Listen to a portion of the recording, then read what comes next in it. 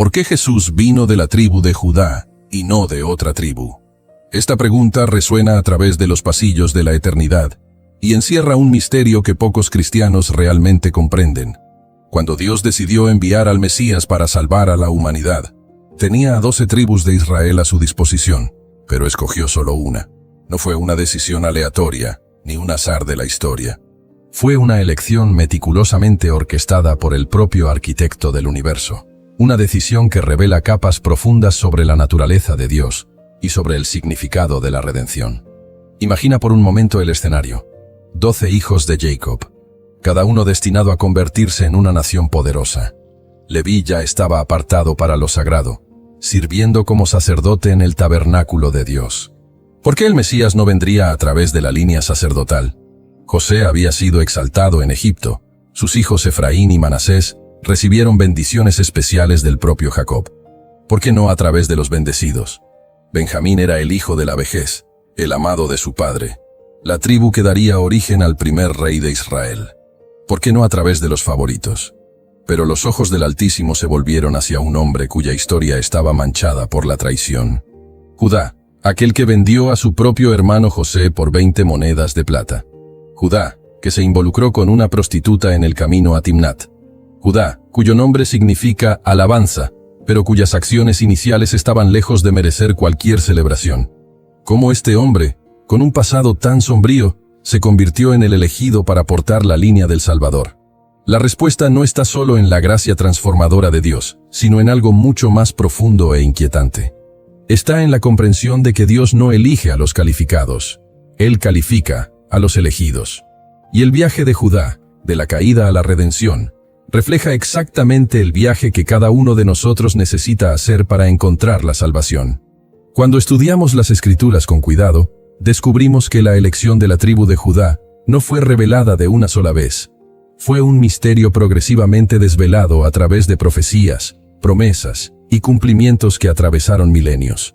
Comenzó con una profecía susurrada por un patriarca moribundo, continuó con la unción de un pastor de ovejas que se convirtió en rey, y culminó con el nacimiento de un bebé en Belén que cambiaría el curso de la historia humana para siempre. Cada pieza de este rompecabezas divino fue cuidadosamente colocada en el lugar correcto, en el momento correcto, por la mano de un Dios que ve el final desde el principio. La elección de Judá no fue solo sobre genética o linaje, fue sobre carácter, transformación y el tipo de liderazgo que Dios quería establecer en su reino. Fue sobre mostrar que el mayor entre todos no es aquel que nació grande, sino aquel que se humilla y se convierte en siervo de todos. Pero existe algo aún más profundo en esta elección. Algo que conecta directamente con el corazón de quién eres tú y con los desafíos que enfrentas hoy. Porque la historia de Judá no es solo la historia de cómo el Mesías vino al mundo, es la historia de cómo Dios obra en las vidas de aquellos que parecen menos probables, menos calificados, menos dignos de ser usados por Él. La pregunta que debería estar ardiendo en tu corazón en este momento no es solo ¿por qué Judá?, sino ¿qué significa esto para mí? Porque si Dios pudo transformar a un vendedor de hermanos en el patriarca de la línea mesiánica, ¿qué puede hacer Él con tu historia, con tus errores, con tus fracasos? Pero antes de llegar a esas implicaciones personales y transformadoras, necesitamos entender cómo comenzó todo. Necesitamos volver al momento en que 12 hermanos se convirtieron en 12 naciones, cuando las semillas del plan divino fueron plantadas en una familia disfuncional en el antiguo Oriente Medio. Porque fue en ese contexto, entre celos, favoritismos y traiciones, que Dios comenzó a tejer el hilo que conectaría la eternidad con el tiempo, el cielo con la tierra, la divinidad con la humanidad. Las 12 tribus, la base del pueblo escogido. La historia que cambiaría el destino de la humanidad comenzó con las lágrimas de una mujer estéril. Raquel lloraba, porque no podía dar hijos a Jacob, mientras Lea, despreciada por su marido, daba a luz hijo tras hijo, en un intento desesperado de conquistar el amor que nunca recibiría. Entre estas dos mujeres y sus siervas, nacieron 12 muchachos que se convertirían en mucho más que solo hijos. Se convertirían en naciones. Cada nacimiento llevaba una profecía oculta. Cuando Lea dio a luz a Rubén, exclamó: «El Señor ha visto mi aflicción». Este primogénito recibió fuerza como las aguas, pero también inestabilidad como las aguas. En Génesis capítulo 35, versículo 22, descubrimos el momento fatídico cuando Rubén perdió para siempre el derecho de primogenitura. Un acto de impureza moral con Bilha, concubina de su padre, selló su destino. La Escritura registra: y sucedió que, habitando Israel en aquella tierra, fue Rubén y se acostó con Bilha, concubina de su padre, e Israel lo supo. Una decisión de momentos que costó un imperio.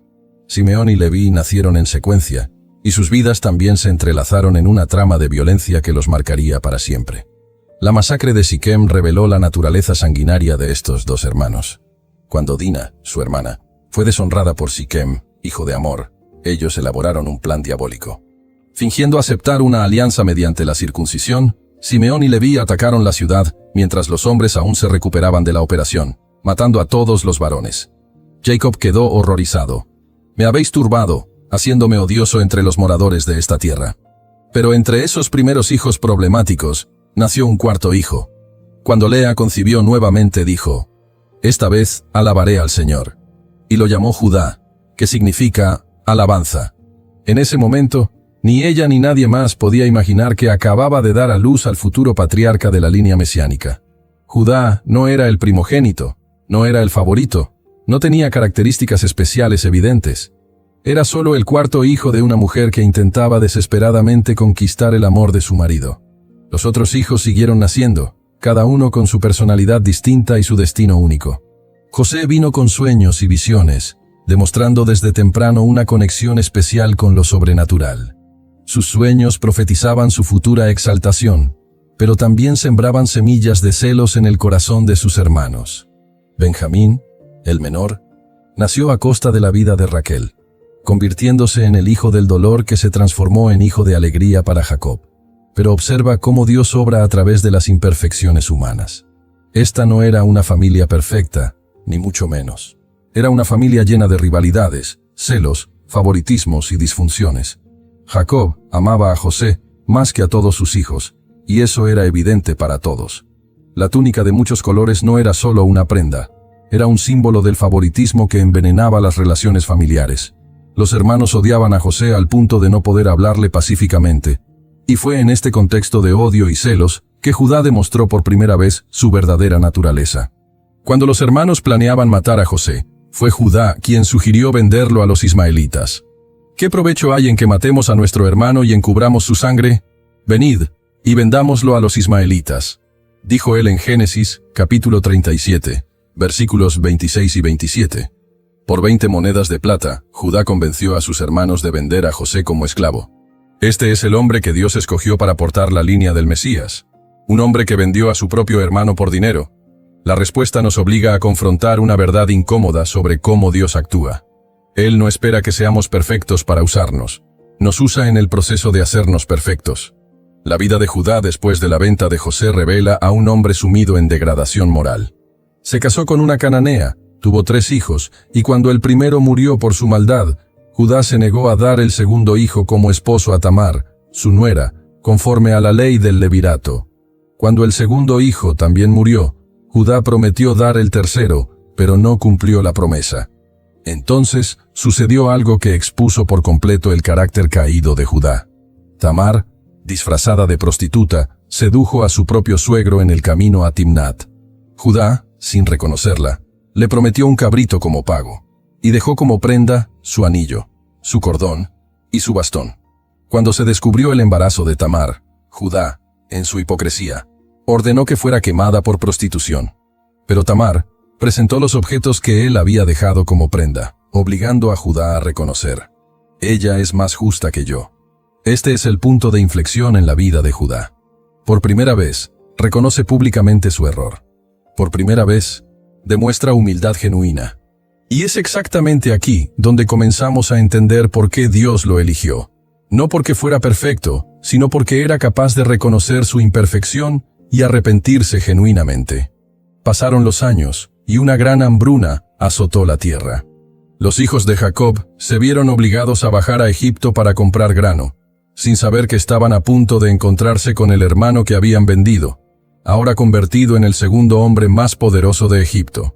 José los reconoció, pero ellos no lo reconocieron. Y fue durante esas tensas visitas que Judá demostró la transformación completa de su carácter. Cuando José exigió que Benjamín fuera llevado a Egipto, fue Judá quien se ofreció como fiador. «Yo seré su fiador», le dijo a su padre en Génesis capítulo 43, versículo 9. «De mi mano lo requerirás. Si no te lo traigo y no lo pongo delante de ti, entonces seré culpable para contigo todos los días». El hombre que una vez vendió a un hermano, ahora estaba dispuesto a arriesgarlo todo por otro. Pero la prueba suprema aún estaba por llegar. Cuando José puso su copa de plata en el equipaje de Benjamín y lo acusó de robo, exigiendo que se quedara como esclavo mientras los demás volvían a casa, fue Judá quien se levantó. Y lo que dijo en ese momento reveló la profundidad de su transformación y explicó por qué Dios lo había elegido desde el principio. Judá se acercó a José y pronunció palabras que resonarían a través de la eternidad, palabras que demostraban que el vendedor de hermanos se había convertido en protector de hermanos.